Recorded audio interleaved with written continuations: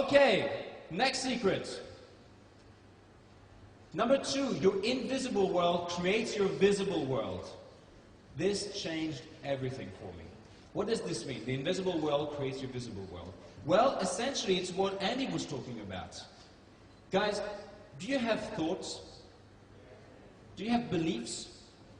Do you have values? Do you ever experience love or fear? Now, I want you to think about, are all of those things, by the way, important in your life?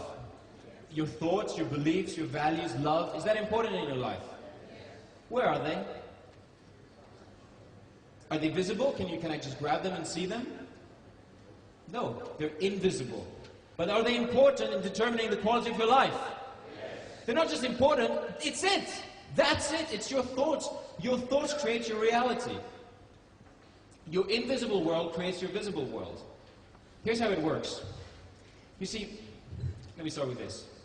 C leads to I, leads to T, leads to J, leads to A, leads to R. Let me break this down for you. Your conditioning leads to your identity and your thoughts, that lead to your judgment, and that lead to your actions, that lead to your results. Who here wants to have better results? Do you want to have better results? Now, people think that in order to have better results, they need to change their actions. Wrong! That's not it. Before having my breakthrough financially in May 2004, I was terrible results. I would try to change my actions, still terrible results. I changed my actions, terrible results. I tried 5 different ways of making money. I started 5 different businesses on the side, kind of part-time, a bit of multi-level marketing. None of it worked. None of it worked. So my results were terrible. I hated my results, didn't like my results, and I kept changing my actions, but I would produce the same results. And I wasn't understanding what was I doing wrong, until I heard a little 60-minute audio from T. Harv Eker, and he explained about our invisible world, what happens in our minds. Conditioning.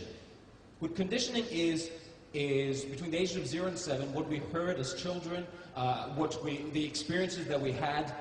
I'll give you an example. My father, I come from Greece, and my father is a rabid Olympiacos football team fan. Guess what team I support? Panathinaikos. The arch rivals. Get out. I support Olympiacos. My father loved basketball. Guess what was my favorite sport? Basketball. Not football. Absolutely. My father had very strong viewpoints against religion. Guess what my viewpoints were about, per se, religion when I was a child growing up? Those same viewpoints, right? Does everybody understand what I'm saying? You're conditioned for the things you hear at school, from your parents. My dad. Here's my dad. Rich people are evil, they're greedy. He never had any money, by the way. Rich people are greedy, exploitative, selfish. They're always making money on the back of other people. They've always bribed their way to success. They stole their money, that's why they're rich. Now, by the way, do you think that made me want to be rich? No. In my identity, I'm a good person, right? But being rich is evil, right? So in my mind, it was very much like, I want more money, but I don't want to be bad. I want more money, I don't want to be... So it was very confusing in my invisible world. Does that make sense? Fantastic. So we've got all of these thoughts happening in our head that we haven't chosen these. So I never chose to support Olympiacos, right? It was something that I just picked up because that's what the grown-ups around me were doing. I picked up as well, it is hard to make money. It takes a lot of work to make money. You've got to work hard to make money. Also, yeah, it's difficult to make money. I can't make money. Rich people are evil. It's not spiritual to have money. And I was picking up all of that junk that I was never made aware of. Then I did this exercise where I simply answered the questions. The worst thing about money is ... The worst thing about being rich is ... And I filled out those answers. Or money is, wealth is. And I realized, my God, I put money. The worst thing about money is that there's never enough. The worst thing about money is that I don't know how to make it. The worst thing about money is that it was always the cause of arguments between my parents. The only time that money was ever discussed at my home was when every Saturday my mother would ask for like 100 drachmas to go do the groceries, and she would kind of crawl into my dad's office in the house and kind of sheepishly ask for the 100 drachmas for me and my 2 sisters and all all the household bills and stuff. And he would scream at her, what are you doing with my money? Are you stealing my money? Are you shipping it back to France? My mother's French. Are you... and she would just cry, and so I associated a lot of pain in my nervous system, in my mind, in my invisible world, a lot of pain associated to money. Does that make sense? Yes. Great.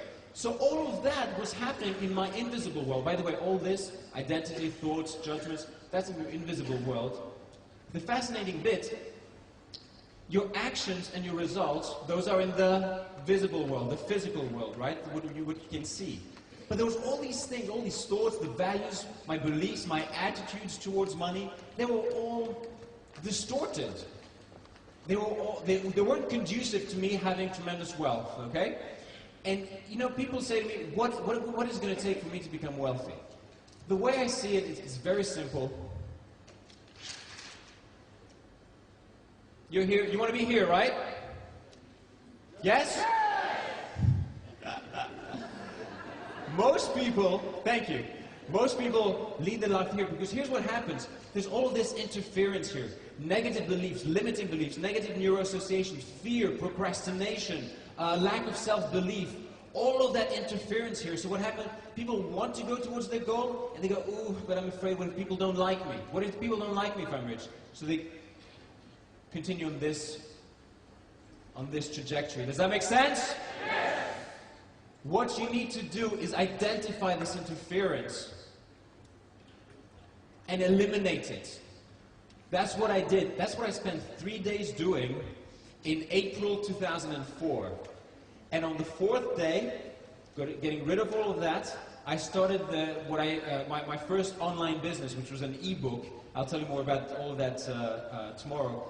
But within 28 days, I was financially free. Between 1979 and 2004, I have always been broke. My family has always been broke. My grandparents were always broke. My great-grandparents were always broke. I was broke in 2001, I was broke in 2002, I was broke in 2003, I was broke in the first quarter of 2004, and then I became financially free in 28 days, and then set up £2 million companies. How? Why? And why so fast? Because I identified this and eliminated this. So that's what I mean by your invisible world creates your visible world. This is by far the single most important thing you need to focus on, because we're going to be sharing with you so many different strategies for you to make money. It's going to boggle your mind. But it's going to be all for naught if you still have these limiting beliefs in your mind. Does that make sense? Yes. Next one. Money is nothing but the measure of the value you create for other people. Again, big lightning bolt moment for me, big aha moment for me when I understood this, when I realized this. I used to think that what money is something that you work hard for and you get paid at the end of the day for the work that you put in.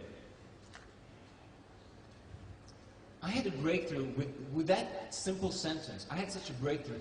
It changed my relationship to money so radically that money from that point onwards was never an issue in my life again. Let me explain.